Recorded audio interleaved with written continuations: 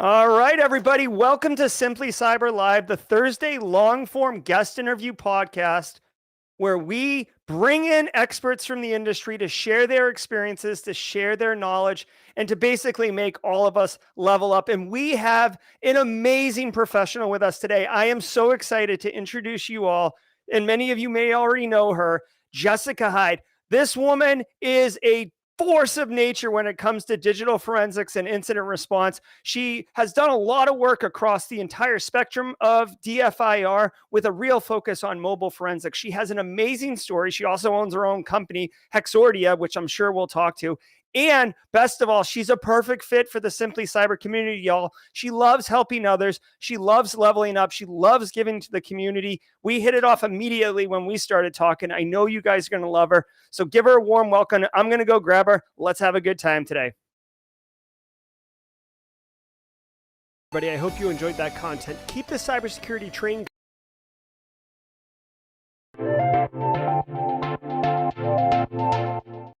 All right, so it's been a minute since I ran Simply Cyber Live, Jessica, I'll admit. So I just started to play the outro. Chat must have been like, what are we doing here? That was the quickest interview ever. Jessica, welcome to Simply Cyber Live. Oh, thank you so much. It's so great to be here with you, Jerry. And it's so great to see all the people in the chat. There's so many folks I recommend. I love all the DFIR. I love them seeing in there. So. Oh yeah, it's DFIR. I feel like kind of doesn't get the just focus it deserves, right? Everybody's like, ooh, pen testing and blue team, which I know is DFIR, but when most people say blue, they think SOC and SecOps work. What's the deal with that? Is DFIR like some mysterious art that people don't know about, or what are your thoughts on that? You know what? That's a really great question. I just think we're hecka niche, right? Like we're just so niche, and we're just like down there in the data, and then sometimes we come up and we go, oh wait, we need to tell you about this. And the digital forensics community and the incident response community is really tight. So I feel like it's probably, is it fair just to give a little bit of a difference between DF and IR maybe to start? Yeah, absolutely. Educate us, please. So digital forensics is really anytime you're looking at electronic evidence from, the collection and the seizure through getting the data off the device, doing those rips, to analyzing and doing the report, if it is potentially meant for court proceedings. Like the forensic implies that it's something for court. And it doesn't necessarily have to go to court. Actually, we try to stay out of court as much as possible. It's just the potentiality. You have to handle chain of custody and all of those wonderful things. When you're doing incident response, the goal, the objective is different. The point of incident response is to remediate and mitigate an event that has occurred that's affected some cyber infrastructure or something. So they use a lot of the same skills and techniques. There's a lot of root cause analysis. There's a lot of digging into memory and extracting the data. And so a lot of the professionals move in and out between DF and IR. But they are unique and different. I would say I've worked both sides. I probably sit more in the DF side than the IR side, but we are one big happy family. So even within DFIR being this subset, then like the DF and the IR are actually like kind of a little bit different. So yeah, we're kind of just this really small niche community that's really into our thing, and we do come up, and obviously our reports and our recommendations, especially on the IR side, really feed the blue team's work, which then helps. Full disclosure, I'm married to a red teamer, so apparently I find red teaming attractive as well, but that's a whole other topic. It's okay, we met in the Marine Corps. But we aren't, we are this little aside, and it's because we do things a little bit differently with our goals. Yeah, absolutely. And I want to say shout out really quickly. There's a lot of people in here who are loving on the DFIR work. Shout out to Elon, aka Differ Diva, who Hi, I haven't seen her in a minute, but she's in chat. Elon, I love you so much.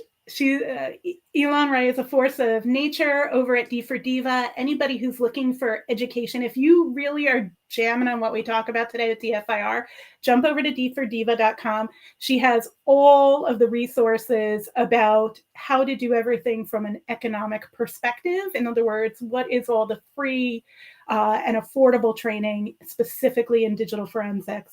I love Elon with all my heart. She knows. Yeah, she's amazing. Just here, let's throw it up on stream right there. Go to There we differdiva.com. We'll leave that there for a minute.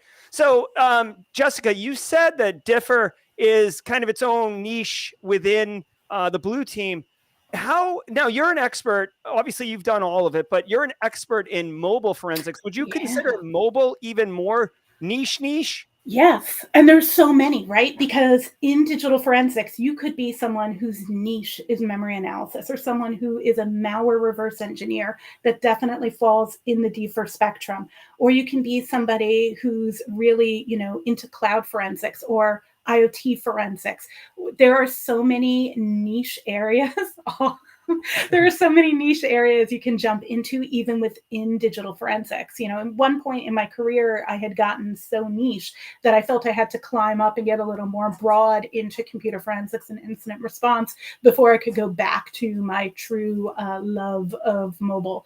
And I think that's really important to understand that there's so much nuance and so much detail that if somebody were to tell me that they know everything in digital forensics and they can work everything from a Mac to a cloud case to a Windows case, they may be capable, but they're not going to be the best at doing all of those things. Everybody's going to have that one area that they're spending most of their time or gravitating to, especially for deep research. And the reason is because this is an arena where the depth can go so deep, right? Like even, into specific data structures. There are even people who are like, this person is just an expert in understanding PLIS, which is a specific data structure that exists on iOS and Mac devices, right? That when you're doing forensics, you need to be able to dig into.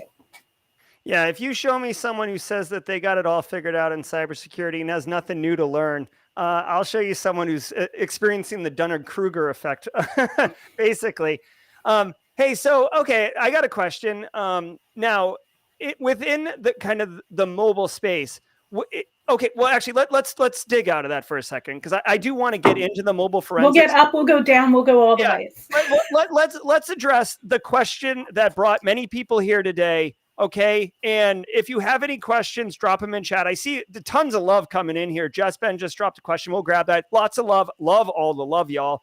But Jessica, straight question, is Differ entry level? All right, so we'll start at the top, which is now that we know that what digital forensics is, that we've kind of defined that, we can dig into this. And I'm going to give you the answer that we give all the time in digital forensics, which it depends, because it's going to depend on where you're coming from and what you're considering entry level. Are you going to come straight out of a 2-year forensics program, which there are 2-year forensics programs at community colleges? There's one actually, not too far from me. I think it's great that they're introducing the topics there, but you're not going to come out with an associate's degree and go get hired to go work at a 3-letter or at an incident response firm. There are really 3 things that people need to get hired in most digital forensics roles, and there's always exceptions. And I'll start with the fact that the field has changed a lot. When I got in, most people came in either because they were law enforcement or because they had an engineering or computer science background, and they were the people who were brought in to solve these problems. Nowadays, there's scores of programs involved specifically with digital forensics, computer forensics at universities. I happen to teach in a graduate program at George Mason University in DC Metro, go Patriots. But there are plenty of other fantastic programs around.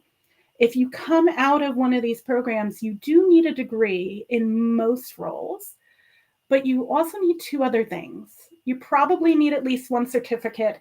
And I'm not saying that because I think certificates are the best because, mixed issues. I obviously have one hanging over my head at least, right? But unfortunately, the truth of the matter is almost every employer is going to look for you to have at least 1 certification. But then the third thing, and I think the most important one, and I would do it before certification, is you need demonstrable experience. And what do I mean by that? I mean that you took a project. If you want to get into this truly entry level, you're just finishing school, that you do some kind of project and make it public. And that can be contributing to code. I saw Alexis Brignoni on here earlier. He makes some great digital forensics community open source tools that people can plug in Python scripts to for research they're doing on artifacts. You could be writing a blog post about some research you did. I mean, just speaking with mobile, right? There's over 5 million apps between the Google Play Store and the Apple App Store, right? Probably about 1,000 of those are supported by commercial tools. There is a lot of room and latitude for people to do their own research and find something to share with the community. If you put out that demonstrable information, again, it could be a blog, you could start sharing it on Twitter, you could be collaborating with others, you could be creating data sets. There's some great data sets. Thank you, Joshua Hickman, for putting out all the great mobile forensics data sets, which are hard to do without getting your personal data in there. There are so many ways that you can contribute, but it's really putting that public contribution out there that will set you apart from everyone else in trying to get that work. And it's really something demonstrable that's really going to allow you to enter the field without some kind of background. That said, there are other ways to go, right? So there's a lot of skills you can use in digital forensics, and that can be because you actually start in a SOC role, or you start in, and I know you and I have spoken about this, right? What's even a better place to start than a SOC role if you don't have the experience to get into a SOC? Help desk. Mm-hmm. Help desk, IT, being able to answer technical questions and give technical explanations to non-technical people is something I do more than you would think, and that every forensics examiner does. And for the few in the chat, I see some forensics examiners there. I'm sure they know exactly what I'm saying. And that skill, hot. It is an important skill. And just not to interrupt, because you're on a tear, please, Jessica, please. but in the Simply Cyber community, we refer to that person as Carl. Like, it's just kind of an avatar that we have a sound effect. Just like you're screaming, Carl. So anyways, I love Jessica, welcome to the Simply Cyber community. Allow me to introduce you to Carl. Thank you. It is so nice to meet Carl. And the great thing is Carl has this great potentiality to help develop an amazing digital forensics examiner because of that skill set. Absolutely. So many questions coming in. People loving this conversation. Well, really quick, not a question, but Fraud Dog, I thought it was funny. I wanted to share it. You need a DFIR shirt that says "I'm so niche." I love it. I love it. I love it. Kevin Pagano, if you're here, you need to get all that. Kevin Pagano makes all the digital forensic shirts. All right. Okay. N6.com. This dress is compliments of we all like, there's like this whole big like DFIR wear thing. D4Diva has some great stuff. Actually, I should pan up to it. This poster, that's from D4Diva. Nice. There it is. I love it. From her site. But yeah, so Kevin Pagano, if you're on, we need that. Well, let me get back into these questions that are excellent. Sorry. So Margarita says, what's the best way to get in DFIR then? How do I start if you're just barely entering? I know you just mentioned help desk. Maybe that is the answer and it's just repeating it, but just to address Margarita. It's not just repeating it, right? Like if you're really trying to get in there from cyber, there are so many great resources where you can start growing your knowledge. There's great shows like 13 Cubed. Richard Davis does a great job breaking down concepts. You've got Alexis Brignoni and Heather Charpentier have Digital Forensics Now. So you've got lots of video content you can get to kind of learn what's going on in the field. There are so many open source tools. And there are so many great old CTFs that are in the digital forensics field that you can start like trying to get your hands dirty and playing with data and getting into data. But then the other thing you can do is just create your own data and then look at your own data, right? There are tons of testing guidelines. I've helped author some of those as to how to like do, but if you're just trying to get into it and just get the feel, create your own data, image your own devices, and then dig into the stuff you know about yourself. I mean, and that you can get really into the creepy factor then, because wait till you find out everything your phone knows about you. Oh that yeah. you did not mean for it to know about you. And then you're going to fall in love and you're going to get the bug even more. And then you're going to want to get deeper. And then you're going to start looking at what the tools run. But there's so much open source and free things to do. I mean, if you're rocking an iPhone, go ahead and just do an iTunes backup of your device and start ripping through that data. There you go. I mean, that's a perfect blog post right there. Yes. That's a perfect blog post or And- YouTube video, right? There you go. Yes. And YouTube video is a great way to do it demonstrable too. Now, you mentioned certs before. You got one right behind you. Life in Cyber wanted to know what cert, what training, where do you start? Okay. That is a really good question. There are tons of good certs, right? What I tend to advise people to do is to look at the job they want in 3 years and look at all of the postings for that and then pick the certs that are required for that to go to. But some certs are more expensive than other certs. And sometimes it makes more sense to hold off on the more expensive certs until you're what I like to call sponsored, meaning you've got an employer who's going to pay for it. Mm-hmm. So you may want to look at things that are a little more low cost in terms of certs first, just to show. Now, I am not the kind of person who thinks that you need 1 million certs. I do know that you typically need at least one to get in the door. So in terms of training, go to d4diva.com or cyber5w.com. It's actually where I host all my mobile training courses. Or you can go hexordia.com/courses.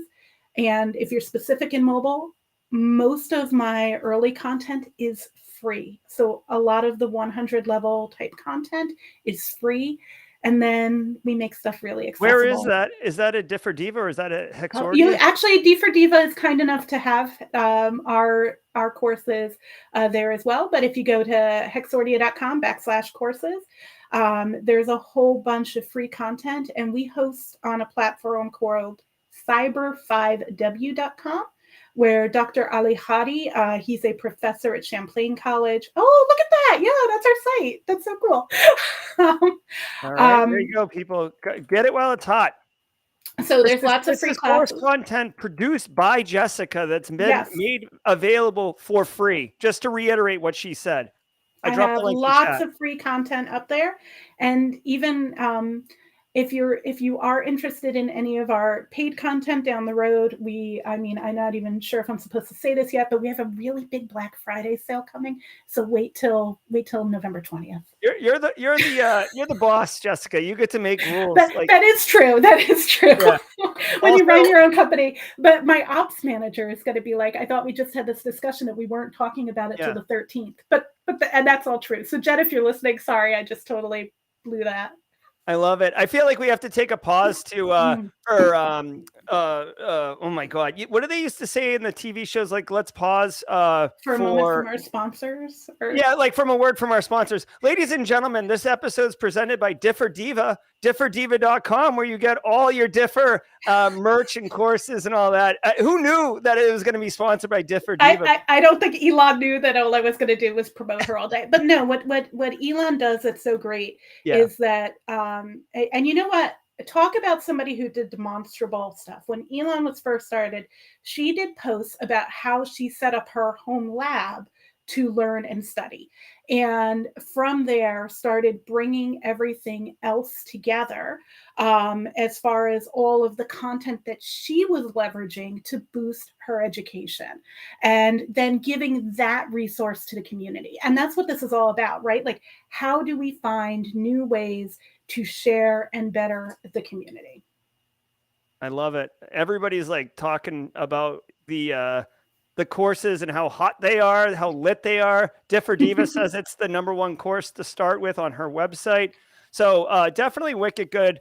Keeping it going here on the questions because the questions are amazing. Jim Wales wants to know, he comes from law enforcement, lots of dead box mobile experience. So he's got DF experience, but little network forensics and IR work. What do you recommend for someone in his situation or law enforcement in general? Yeah, so this is actually really interesting because we see a lot of people who are moving.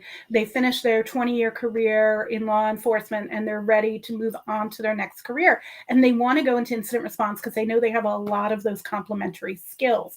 So there's some specific things that you're going to want to study up. You're going to want to study up things like Yara rules, where Yara rules are used to do quick little queries based on patterns, and they're used a lot in incident response, memory analysis, looking at threat hunting, etc. You're going to want to school up on cloud forensics, because I will tell you that that's where a lot of the opportunities are. And you might go, how do I school up on cloud forensics? There are classes out there. You know, my buddy David Cowan does a great one for SANS along with a bunch of other people. But what you can start doing is actually taking the free AWS and Azure courses that you can use to get certified in those platforms to get smart on cloud. Get smart on cloud, because that's going to give you a differentiator, even though you have law enforcement. Because unfortunately, I know some of the hiring managers at IR firms that when they get the stack of resumes in, if they see your law enforcement, they put you to the side because they think you don't know network cloud IR. And so what you need to do is get, I like to call it in your resume, and this is what I say with some of the folks that I work with and helping them with their resumes, is if you're new to digital forensics, you want to write what's called a digital forensics forward resume. In other words, highlight and start with all that. But if you're law enforcement and you're trying to break into IR, you want to make an IR forward resume. So stress things that are not common amongst your peers who are converting out of law enforcement. That is going to be Python. Learn Python. If you do not know Python, and you want to learn Python for digital forensics, completely free, Alexis Brignoni did a Python study group on his YouTube channel, and it is Python forensics for folks who do Python for folks who do digital forensics. I've had several mentees that I've worked with who did not have Python abilities. They went through that, and now they're writing scripts for their labs. So if you learn Python, learn Yara, learn cloud, those will be the differentiators, I think, that are really going to help set you apart as you transition there. That's not the right one. That's Cyber Social Hub. It's Alexis Brignoni, but his name, Alexis Brignoni. I spelled his He's got name a channel. incorrectly. That's funny. So he spelled his name incorrectly and got a Cyber Social Hub post. That's funny. How do you, is that him though? That was him on the far side. Alex Here, I'm going to Brignoni. type his name in the chat to you, because I want to pull it up, and there's so many great. Okay, I got it. Python, and is it a YouTube course or? So yeah, he has. It's a Python YouTube playlist on his channel. I will get it. Oh yeah, here it is. Here it is. I just, with all these resources, people are like, I need to get all these links and resources. So here, I'm going to pull it up right now, Jessica. Not to derail you, but there's so much. No, this is great. You're dropping knowledge bombs all over. So we've got. So it's going to be the where is his DFIR Python study group? That's it. DFIR Python study group. There you go, guys. 0 to 24. Get that. Okay, so you've been given the cheat code, everybody. This is the game genie for digital forensics. All right, Python for digital forensics. Oh, and there's Alexis in the chat. He's in the chat too. He's like, check the Python playlist. Yeah, it looks like. Oh, is he in chat also? Yeah, I just saw him pop to the top. Oh, thanks, Alexis. Yeah, thanks for making this resource available for all of us. Love the conversation. So, just as moving on to the next one. Yeah. What's a good place? What if you already work somewhere? So maybe you're not going to do help desk. Maybe you're sysadmin or you're in cyber sales or wherever. Where's a good place to get on the job training? Okay. So if you are already in an organization that has digital forensics, you're going to hate me because everybody hates taking on more work. But man, start networking with those folks and offer to shadow. Try to get into their lab. Try to see if you can help them and assist them. And it works. You just need to try to get in there and make those connections with that team. And I mean, you could be, if you are in a Fortune top 50, your organization probably has an internal digital forensics group. So I don't care if you're a cashier at Target or Walmart, they have digital forensics teams at both of those. Make it there. Absolutely. I love it. Oh, thank you, Elena. Very kind. Yeah. And really quick, I see D-Crash saying that this is Hackersploit. Hackersploit is Alexi Ahmed, not Alexi Brignoni. So two different people, just to be Yeah, clear on Alexis that. Brignoni goes by Briggs, Briggs. Like that's his Okay, okay. Now, as far Frank's got a question. Can you, like you mentioned, help desk, support desk, whatever you want to call it? Can you go from IT support to DFIR with an associate's degree in NetSec? Is that So situation it work? depends, right? Because if you're looking at like a U.S. government job, unfortunately, they're going to typically require a bachelor's. If you are in an organization where you really have really strong knowledge, and you start getting those certs and start creating some of that demonstrable work, start doing research, start writing blogs. I think with your IT desktop support and associates in network security, and whatever you start researching and putting in there, if you create that demonstrable, you can build your own pathway, and you can totally build your own pathway, right? Take your skills that I would say career lap movers sometimes are the best people to have on your digital forensics team, because they're going to try to solve problems different ways. And at the end of the day, we solve puzzles for a living. How cool. We get to solve puzzles for a living that either make a difference in justice or in keeping people secure. I can't name something better to do with your life, right? Like, and get to solve puzzles and get to be nerdy and techie. I love it. Yeah, actually, a question flew by, but there's the chat is going so strong and everybody's so amazing right now. I didn't grab it, but basically the gist of the question was, how did you know digital forensics was for you, Jessica? All right, so I got here accidentally, right? And I've been here for a while. And like I said, programs didn't exist when I got into this field. So if you want me to tell you how I knew it was for me, Yeah. It's because it landed in my lap and I was in love, right? So I got out of the Marine Corps, and I had gotten an engineering degree while on active duty. The reason I did that, I finished it a couple months after, but the reason I did that was the Marine Corps told this person who used to be a retail manager, and I'll give you the blunt. I was a high school dropout and a retail manager, and now I teach grad school, right? Like, your past doesn't define you. I don't care who you are in this chat. You can do this. I joined the Marine Corps, got out, had an engineering degree, and wound up getting a job reverse engineering IEDs, improvised explosive devices. This was, during, lots of wars when IEDs were a big challenge. And for me, it was always very mission oriented. That's why I went to do that. That's why I joined the Marine Corps. I've always a big sense of mission. And so when I realized that I could take those engineering skills that you learned and combine it with my love for mission and be able to help find truth in data and help get justice and help right wrongs, I mean, there was no going back, right? Like, no going back. So I was in that lab and I was reverse engineering IEDs, and they were connected to phones. These were pre-smartphones. And those phones were blown up, and it was like, how do we get data off of these? And so that's how I started, which is not, like I said, not a typical path. I do not advocate trying to join the Marine Corps. I mean, the Marine Corps does have, now the Marine Corps, any of the military branches are actually great if you can get a guaranteed boat space or guaranteed slot in cyber. But back then, that wasn't, right? Like, you were a cyber Marine if you also happened to be a field radio operator. But that was over 20 years ago. So.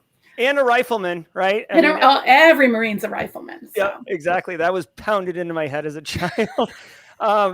Okay, so I love all these questions, y'all. Now, here's a bit of a specific one. Fraud Dog has 15 years of fraud experience in fraud investigations. Okay, what would you recommend? How could you leverage fraud experience in DFIR? Fraud Dog, there are forensic accountants and forensics fraud examiners. They exist.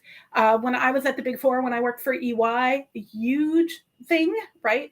Somebody who understands fraud is who has to do these investigations for everybody from the Internal Revenue Service, the IRS, to audits, to companies that are, fraud. If you have forensic accounting, there's actually, specific groups around fraud investigations and forensics that is a dream background for somebody to move in and be able to quickly find a role. I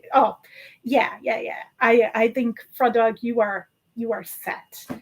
I'll connect you there. So there is there's a certified fraud examiners group, and if you get in with them, there's a lot of them who do digital forensics for fraud cases. Yes, Oh, yes, yes. And you have the mindset. If you were a fraud investigator, you get how to solve puzzles and how to figure things out. Yes, you'll be fine.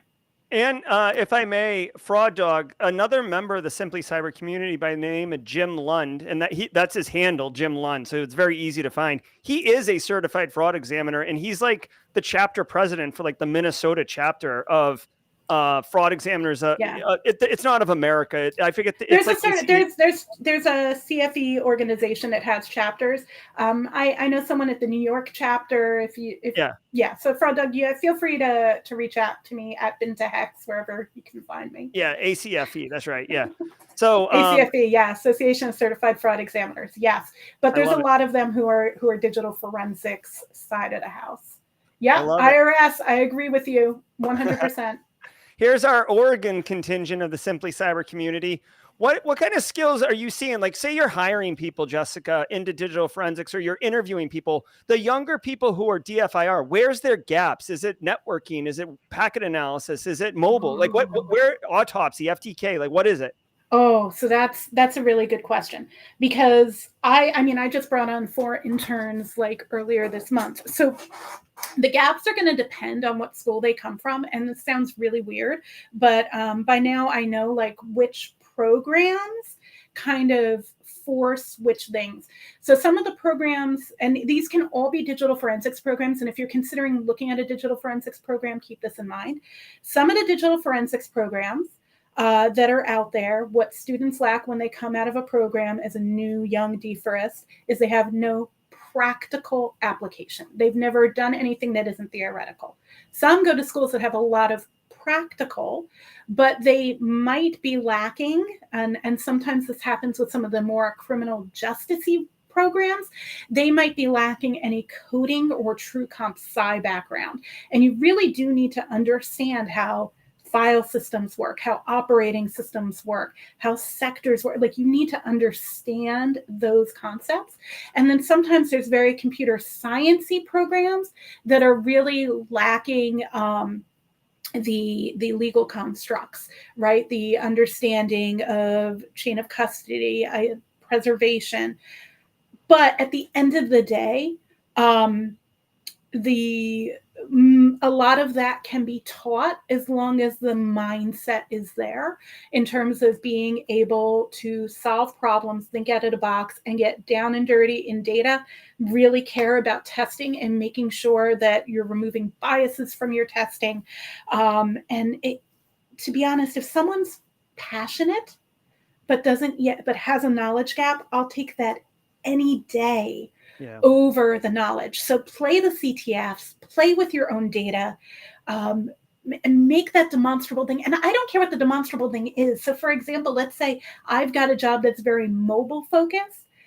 I may want people who, have familiarity with mobile forensics tools and mobile forensics acquisitions. But you know what? If you are a memory guru and you can learn and apply in that, I know you have no problem picking this up. So if you have the passion and you have depth in any one of the niches, it's still completely employable to me. And I think any employer who you'd want to work with would feel the same way. So I'll tell you what's great about the demonstrable project. And I keep coming back to that, right? Like, if you have your project, here's the deal. If you come to me and I interview you, and I've interviewed tons of people, I've hired lots of people over my career, not tons, that's a metric weight limit. And obviously I'm not doing interviews at that scale of weighing people. But if you come to me and you don't have something demonstrable, I'm going to ask you questions pertaining to the role you're going to be filling. If you come to me and you had some project, some code you wrote on GitHub, something you did in a YouTube video, I'm not going to ask you about that. I'm going to ask you about the thing I know you know, because I want you to demonstrate depth to me in the way you think. I care about how you think, not if you know the difference between a binary and an XMLP list, right? Like, somebody can be taught that. I want to know how you think and how you solve problems. So if you have that project, and I'm then going to turn the interview into me asking you about something that you already spent your passion and your time on. Winning. I love it. I love it. And 100% love it. And to your point, it's not, I mean, yes, obviously if you have experience with something, that's good, but knowing that you know how to learn, knowing that you understand how to be proactive and take initiative, that's valuable, because I don't know what the challenge is going to be next month. And I need to know that I can throw you at it. Yes, yes.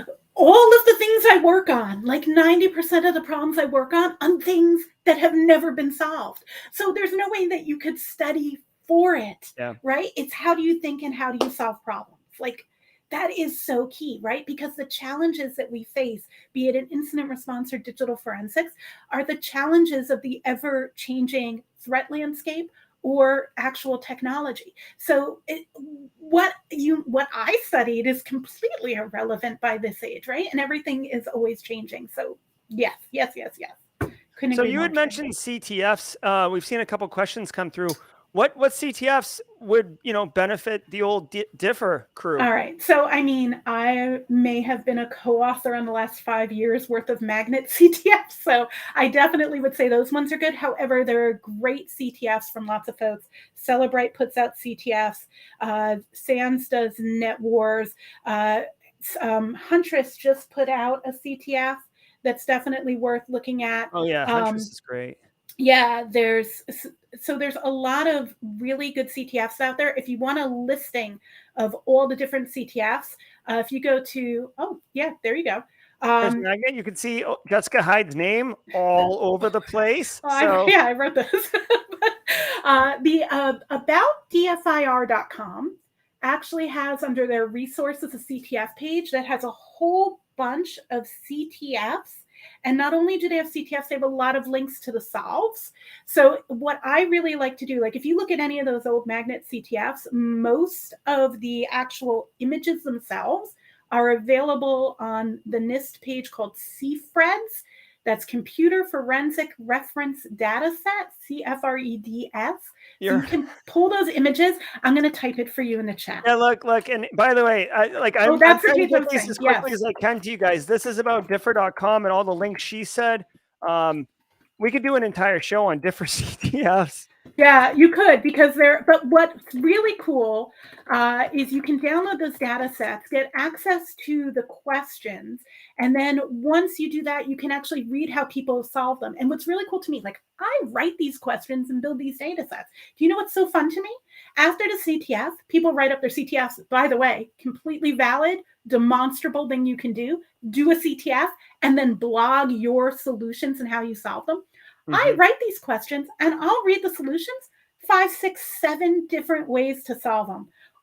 I'm going to give you a name of a YouTube person who does. You talk and drop. This is the NIST one. She just shared us. I'm like drowning in valuable resources, Jessica. Sorry, I don't know if that's a bad or a good thing. No, it's good. Now, what's this Blue Monkey? What is this? Blue Monkey Forensics on YouTube. He took several CTFs that I helped author, and he solved them completely on the command line. And so much fun, good stuff, but he has all kinds of digital forensics videos. So everything there, if you look at those 2021 capture the flag things, he's got a whole bunch of those. He's got a whole playlist on how to solve different ones. So you can watch his videos and then actually go solve these CTFs. So he's got them from 2023, 2022, and 2021. And so then you can walk through how he's solving the problems and do them yourself. Oh my God. Amazing. So thanks for the question, Jeffrey. I thought it was going to be like, oh, check out this CTF. Next question. And instead you just backed up the truck and then lifted the tailgate. Awesome. So good. Okay. So what are the most common, this is kind of more getting into your work, right? So what are the most common challenges or obstacles you encounter at work day to day? Wow. Okay. So the most common things that I encounter are just that I'm solving a new thing that isn't solved by tools, right? So I actually have a mental methodology about how I deal with these problems. I call it discover, test, find, parse, and then script and share, because sharing at the end is the most important, right? Because if you're solving new problems, you want to. So the most common challenges that I solve in mobile forensics is either that there's some bizarre activity on a device that may be malware related that isn't known, or it is somebody used some application or applications that are not supported and parsed, or the number one thing is proving that something didn't occur. Mm. So a lot of times we get asked to do the contrary, or when there's a lack of evidence of something occurring, and how do you deal with those problems? So that's fun. But also I get all the weird types of evidence. So I get to do a lot of like fun IoT things, in terms of, smart speakers, watches, things that just aren't documented, how we get into, how we deal with them. And so that's the fun challenges I get to see. As somebody who's newly started a business about 2 years and 3 months ago, I've encountered a lot of obstacles about learning business, which was, not my training and background. So those are sometimes some of my more interesting obstacles. And if you want to know my biggest challenge overall, it's going to be doing all the things that I want to do and learning to say no to things because I just don't have the cycles to do all the things I wish I could do. Oh my God, preach. I I can empathize with that. Wow. Oh my God, so true. And we could talk more about being a business owner and all that in a little bit. I want to Let's just kind get of keep the questions. train on your day-to-day work, but Mala wants to know, and this is a great question, how much work do you do alone versus as a team? Wow, I feel like I'm doing always both at the exact same time. And that sounds like such a weird answer, but like you're in your own data and working your own case, but when you run into things, we're always collaborating with each other. And that can be people on my own team, but it can also be people I know in the field who may have encountered other things. And so I feel like I'm always doing both at the same time. Even so, everything that I work, every case I work, we use a peer review process. If you ever walk into a lab that doesn't peer review, change that. But so obviously everything I work, at least one other person winds up working it at some point. So there's a lot, but it's a lot of independent work that then goes to teamwork. But then when you run into challenges, it's a lot of coordinating with other people. And we all become we talked about this niche of niches, right? Experts. So knowing who the experts are in the other niches, when you run into those things, become those people that you go to after you've done your own research, after you've done your own testing, to say, hey, am I right here? Or what am I missing? Because actually, you want to know the biggest challenge? Not knowing what you don't know. Because it's always changing, and because we don't know. So that's really why, yes, I am always both working alone and with a team. And that is interesting. That is wild. It's kind of funny. And just another challenge that you may not have thought of. Now you were talking about, like what tools you're using, and maybe you need a specialist in a different area that you're going to hit with. I'm going to combine a couple questions right now, but I want to bring them up on stage so people can, they took the time to ask the question. Brian asked the question about volatility versus autopsy and what skills translate. Then Gregor mentioned X-ways and X-ways forensics. Could you kind of spend a minute and talk about, is it important to be like an expert at FTK, or what skills transfer and stuff like that, please? That is a brilliant question. So full disclosure, I have worked for two different tool vendors in my life. For 5 years, I was a director of forensics at Magnet Forensics, and for 3 years, I worked for Basis Technology. I did not work on or with autopsy, but Brian was my boss, Brian Carrier. So here is my thought on tools, which is tools do not do the exam. The examiner does the exam. Once you learn the principles and the foundations, which you can absolutely learn on all free tools, using tools like FTK Imager, Autopsy, the LEAP project, Volatility, using all free tools, all of Eric Zimmerman's tools, you can absolutely learn everything, and all of that translates. What tool you happen to use in a lab is to make things faster for your organization and or to make things consistent. Now, do certain tools have specific value on different applications? Abso-freaking-lutely. But you can absolutely learn all of the basics and all of the fundamentals and be able to apply them to any commercial tool by learning things on open source. And to be honest, open source gets rid of the crutch of some of the automation that exists in other tools. So with the open source tools, you may find that you are actually a more in-depth examiner as far as comprehension. And at the end of the day, if you are a digital forensics examiner or an incident responder and you have to explain the how, which is a very large part of our job, you will actually have the nuance and understanding to be able to do so. So you listed off a bunch of tools there that you could learn for free. Like, I guess just not to overwhelm people, but Benedict said, "Where can I learn DFIR for free?" So what would you recommend? Just go download FTK or So I would recommend that if you jump into, there's an Intro to Digital Forensics program on cyber5w.com. And if you start going through those intro classes, they exactly tell you which free tools to download.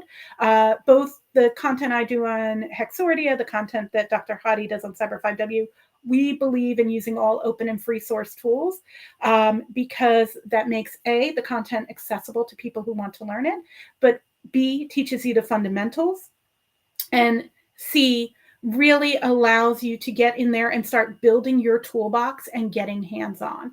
So if you go into those intro courses, if you scroll down, yeah, it's right. And you click on that Start Now. If you click on the big box, it doesn't work. It's not my site. Yeah, click on that Start Now and go in there. They will literally tell you exactly what to download for each one. And you'll see a slew of free classes. So just do those free classes and you'll start building your toolkit with all of those free tools as you go along. That is hands down the best answer to where do I go to start for free learning digital forensics. Like, I hope you guys, I dropped it in chat. I showed it on stream. That is an amazing resource because not only is it like a tool, but it's like how to use the tool. And then I'm sure like it's everything that you need. It's guidance. So I should tell you this, for if you're interested in mobile forensics, all of the free tools, if you go to hexordia.com and click on our resource checklists and tools walkthroughs, we have walkthroughs of how to install and use most of the free mobile forensics tools, including videos and PDF walkthrough guides. So, and that's go. for, Yet again. so yeah, Nice. if you scroll down past the checklist, which is a peer review checklist to the walkthroughs, every common mobile forensics tool, there's a video and a walkthrough guide, and that's all free content that we've put out there to make sure people can have access to these tools. Oh my God. So I have a fantastic team at Hexordia, and we're able to put all those out, including how to set up Python 3 and get it to actually work with your tools. I know. I always get frustrated when I'm like, don't set the environment and then like tools don't work, and not digital forensics, but like scripts I write, just like hack together and then. Yeah. All right. So I had start here, also start here. So you're going to be starting at everything, but it's so good. Oh, it's so good. So let me keep with the questions if you're okay. Yeah, let's go. Let's go. I'm here for it. I love this question. Can I just say I love the Simply Cyber crew who are asking such great questions. So just thanks for all of them. Yeah, we have a sound effect for that. Yes. I love Simply Cyber, Jessica. It is it's grown way beyond me. It's a whole community. It's a movement. The attitude and the disposition of the people in chat. If you're not down with support, inclusion, and like good vibes, you will get pushed out because we don't have room for that here. We're not into negativity and toxicity. So thank you for recognizing that. I appreciate that, Jessica. And on behalf of all the Simply Cyber people, they appreciate it too. So I got a question for you. Okay. Yeah. Check this out. Like when I think digital forensics, kind of like I think with pen testing, unless you're like a Fortune 5 company, you don't have it in-house. So Professor Black Ops, and maybe I'm wrong, but Professor Black Ops wants to know, what's the deal with in-houses versus outsource? Thoughts on consulting companies hoarding? Ooh. Should you be looking at a Booz Allen or Deloitte to get DFIR work or Hexordia, obviously, but what's the deal? We only do government stuff, so we won't help your company. We're niche. We're niche, right? Niche within the niche. Yes. But no, for if you are looking for the questions seem to be about hoarding all the talent. It's really interesting because if you are working, and I used to work for EY, one of the big 4 consulting firms, right? But there's also like the Strauss Freebergs and the Charles River Associates and these groups that just specialize right in there. The good thing about them is all they're doing is responding to everyone's worst day all the time. Mm. If you are in-house forensics examiners, and there are some amazing in-house forensics examiners, your good days are when you're always hopefully not having that worst day, because then that's a really bad worst day for your company. But it also means that your exposure is only to the threats and incidents that happen within your organization. If you are working for one of the consulting companies who do the bulk of this, and it's more economically feasible for the companies that are smaller, mid-sized companies, to use external companies to come in. But those folks have seen a lot more variety of incidents. However, from a work-life balance perspective, those folks are the firefighters. They're on call, they're working all the time, they're going from fire to fire to fire to fire. The folks who are doing internal, they really know their network. They really know their organization's infrastructure. They're able to take on training and testing and really build. So there's value to both from a work-life balance perspective if you're looking into the field. Excuse me, something you definitely want to consider. But also if you're hiring in or bringing people in, it's important to know that difference in what the skill set is and what they bring. Excellent question. Thank you for great question. qualifying that. Yeah. And just really quick, I don't know, when you said all the nice things about Simply Cyber, it doesn't translate into Restream chat, but we have emotes and we have special emotes. And there was a flood of Oprah emotes. So we have an Oprah emote where it's like, you get it. And it's like the community emote. So just so you know, you got a train, a hype train of Oprah emotes. So yeah, it's very cool. Also, Jim Wales reminded me, we do a morning show every single morning, and new people show up all the time, and we call them first timers because typically they become long timers. But we have a special sound effect, and Jim pointed out that you're new to Simply Cyber. I didn't even think about it. So you get to hear the sound effect, and the emotes are going to flood in too. But it's you might recognize it. Welcome to the party, pal. So welcome to the party, Jessica. Oh, thank you. You're in Thank the you. I love cyber it. community now. Frank asks a really heady question. You got any good DFIR books? Oh my gosh, I have a whole bookshelf here. So many. So let's see. So the original, like the book that we all love, that's, the quintessential book is File System Analysis by Dr. Brian Carrier, who I had the pleasure for having worked with. If you're interested in memory forensics, you got to go Art of Memory Forensics. Fantastic authors there. Most of the people who wrote Volatility co-authored that book. If you're doing mobile, I've got two books I've got to shout out. Practical Mobile Forensics. Heather Mahalik is one of the authors, but also Seeking the Truth in Mobile Evidence, John Baer. I love that book. If you want to get really niche, the book that I use the most often, because I'm looking at my bookshelf in case anybody's wondering what's going on there. The book that it has the most dog ears and goes through the most is because it's a niche book in a niche area of a niche area, which is SQLite or SQLite Forensics by Paul Sanderson. That's probably the book I deal with the most. Somebody mentioned X-Ways earlier. X-Ways is an interesting tool because I always need to reference my book to use it because it's very nuanced, but it's very powerful at what it does. So the X-Ways Forensics Practitioner Guide gets pulled out every single time I do that. I love it's way outdated, but just even for how it gets you thinking. Harlan Carvey wrote a great book on registry evidence. I'm looking to my other bookshelf over there. Yeah, I've got a slew of books you don't even know. It's some good stuff. If you're Practical Malware Analysis and the Malware Analysis Cookbook from back when I used to do more reverse engineering work. Yeah, I'd say those are my top ones. And if you really want to dig into the internals of iOS or Android, you need to get either the Android internals or the iOS internals user guides. Those two books, the iOS internals and Android internals, fantabulous. Okay, sorry. Thank you for making me do a spin around my office. No, that was. I mean, I feel like people are going to have to mark tape, go back, and I tried to bring up some as you were saying it. I brought up Ultimate SQLite Forensics Guide. I brought up Brian Carrier's book. But Harlan Carvey's Window Registry. I saw Lori put that in the chat. Yes. Yes. Sorry. Oh no, Harlan Carvey. He was kind of active for a minute on LinkedIn there. I haven't seen him in a bit, but PMA, that's a seminal book, Yep. for sure.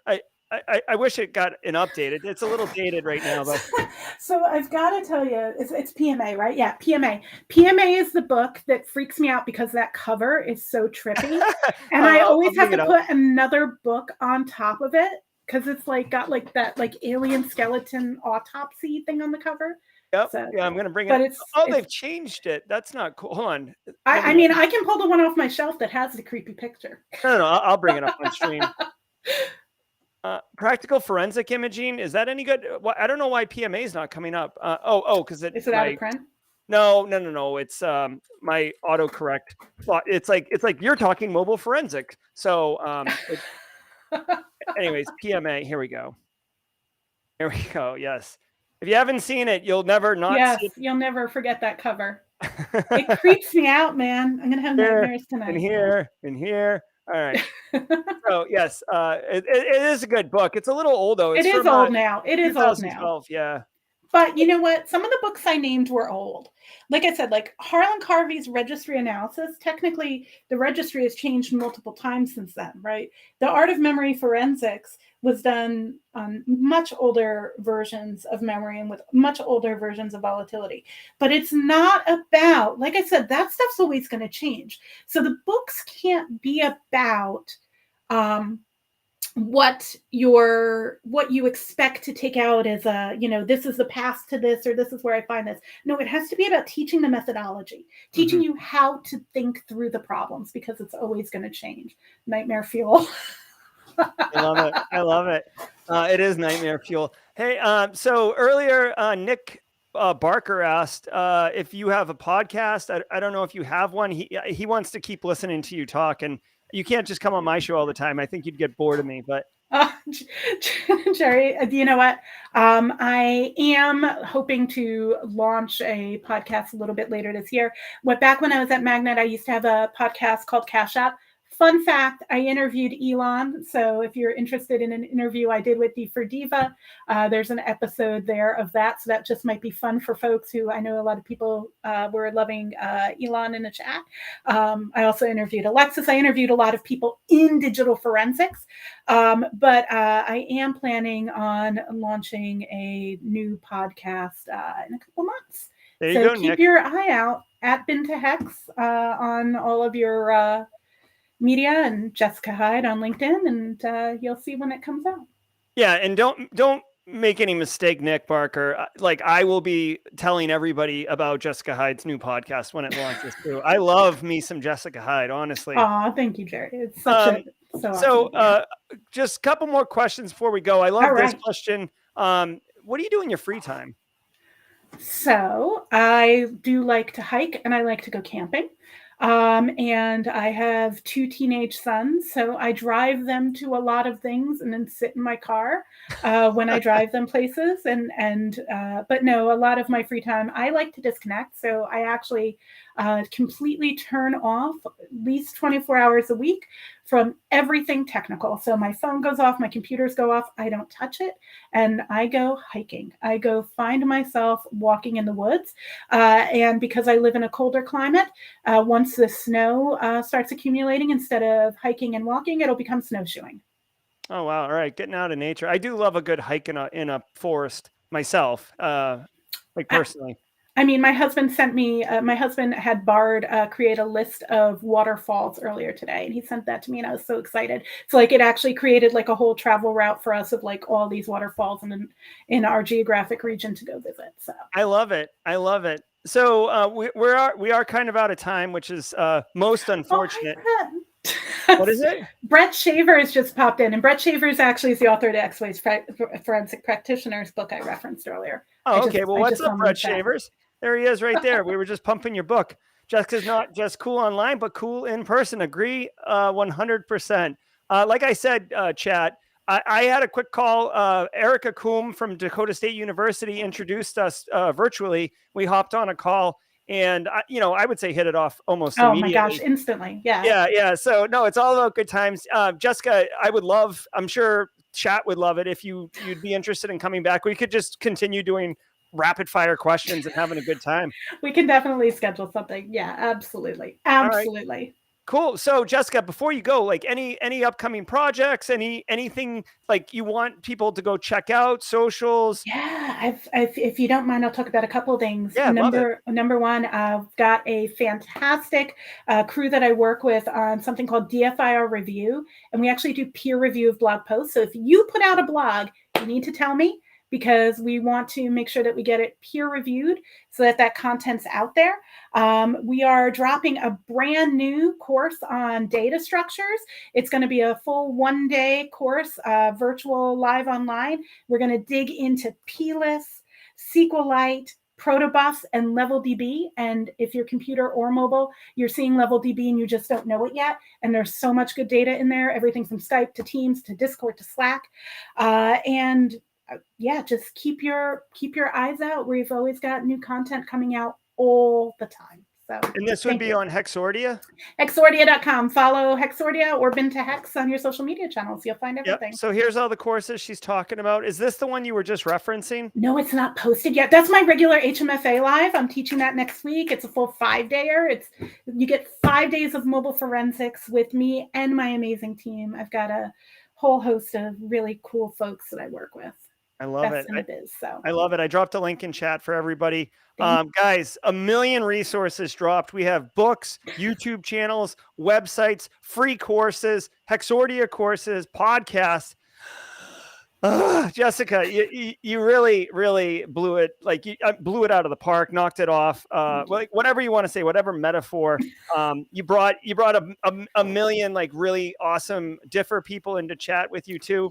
You know, Shavers, Differ Diva, Ms. Julian, who I have to call her Ms. Julian, otherwise the digital assistant on my desk goes off every time. So, yeah. So, anyways. All right, guys. Well, Jessica, thank you so very much for your time today and sharing all of your experience and all of your knowledge with all of us. I learned a lot myself. I hope you all learned. Even the CTFs alone was worth the price of admission, right? So keep your eyes out. There's going to be another CTF coming out in April. Oh, I don't know if I was allowed to say that publicly yet, but whatever. I didn't say where or what. Well, if you're here, then you know. And if you don't tell anyone, okay? That's what we'll say. All right, everybody. Thank you so very much. Until next time, tomorrow morning, 8 a.m., we have the Daily Cyber Threat Brief live 1-hour stream. And then at 9 a.m., Jack Scott's going to be doing the final Simply CyberCon workshop, I Heart NIST, where she's going to deep dive on the cybersecurity framework and how you can actually implement it and what you need to know about it to be effective at using it. Whew. I'm Jerry. She's Jessica. Your chat. And until next time, stay secure.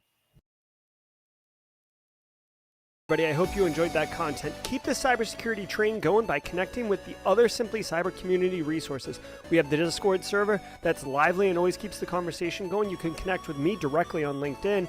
And also every single weekday morning on the Simply Cyber channel, we're doing live daily cyber threat briefings, 8 a.m. Eastern time, as well as Thursday at 4:30 p.m. We're doing live stream interviews with industry experts, and we produce videos that we push out every Wednesday